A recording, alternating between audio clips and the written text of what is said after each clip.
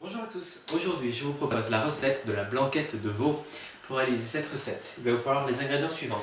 1 kg de viande, donc ce sera pour 6 personnes. Donc 1 kg de veau, donc ici j'ai pris du tendron de veau. Vous demandez à votre boucher qu'il vous le coupe en morceaux et qu'il vous le dégraisse un petit peu. Donc des champignons de Paris, donc ici il y en a à peu près 400 grammes. 4 carottes, des petits oignons si vous avez, des petits oignons grelots c'est encore mieux, avec des clous de girofle, et sans perdre de temps, vous plantez 2 clous de girofle dans 2 des oignons. Voilà. Également, un bouillon cube donc de légumes, quelques petites gousses d'ail, de la crème fraîche l'équivalent d'une brique, c'est-à-dire à peu près 25 centilitres, le jus d'un citron, un peu de beurre et enfin un verre de vin blanc. Nous aurons également besoin d'eau, de sel et de poivre pour cette recette. Première étape, essayez si vous avez une cocotte en fonte d'utiliser donc une cocotte en fonte pour réaliser cette recette. Vous mettez une pointe, donc j'ai mis une cuillère à soupe d'huile de colza, je mets mon beurre dedans. On va faire fondre le beurre.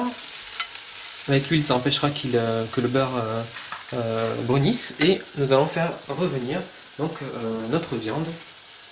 Première étape. Il vous faudra également une cuillère à soupe de farine, puisque nous allons fariner la viande, ce qui permettra de lier la sauce et de garder des morceaux de viande bien moelleux. Voilà. Donc première étape, on va faire revenir la viande dans notre beurre. Voilà.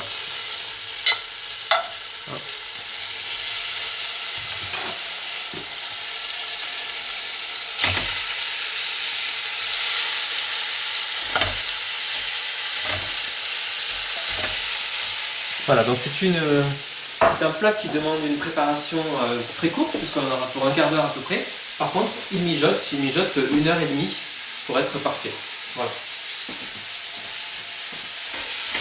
Donc vous remettez votre viande pour la saisir pendant 2-3 minutes. Hein. Essayez de saisir tous les morceaux de chaque côté. Voilà, une fois que votre viande est saisie, on va rajouter donc la cuillère à soupe de farine par-dessus. Et vous allez à nouveau bien mélanger. Voilà, pour que la farine aille bien sur tous les morceaux. Parfait.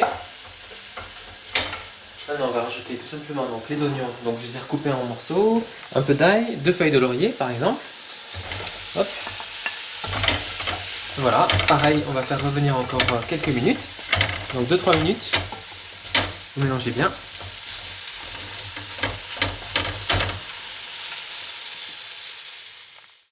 Voilà, maintenant vous rajoutez les carottes. Je rajoute également le bouillon cube maintenant. On mélange un petit coup. Vous voyez, la viande a continué à griller un petit peu, donc ça fait des beaux morceaux de viande. On va rajouter les champignons que j'ai également coupés en 4 pour les plus gros et en 2 pour les plus petits. Voilà. Pareil, on donne un petit coup de spatule. Voilà. Et maintenant, on va déglacer donc avec notre vin blanc. Donc un verre de vin blanc sec. Ici, j'ai pris un Riesling d'Alsace, par exemple. Voilà, ça va décoller tous les arômes au fond de notre cocotte en fonte.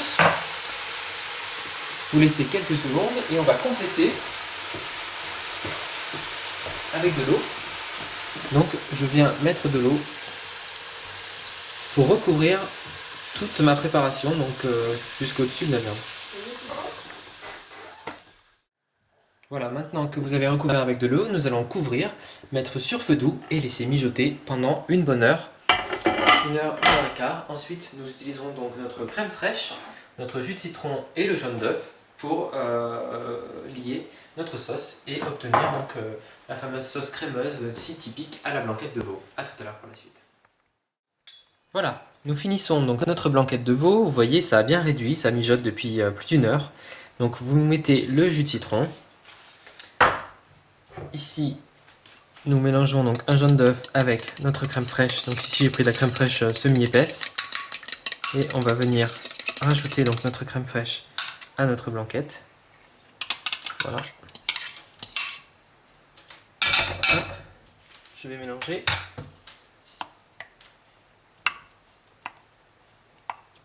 Voilà. On mélange bien. Donc toujours à feu doux. On va continuer donc à laisser réduire encore un petit quart d'heure et on pourra servir notre blanquette avec un bon riz par exemple. Il faudra juste assaisonner au dernier moment avec un petit peu de poivre et de sel. Voilà. Eh bien écoutez, un très bon appétit à tout le monde et à bientôt sur hervécuisine.com pour de nouvelles recettes.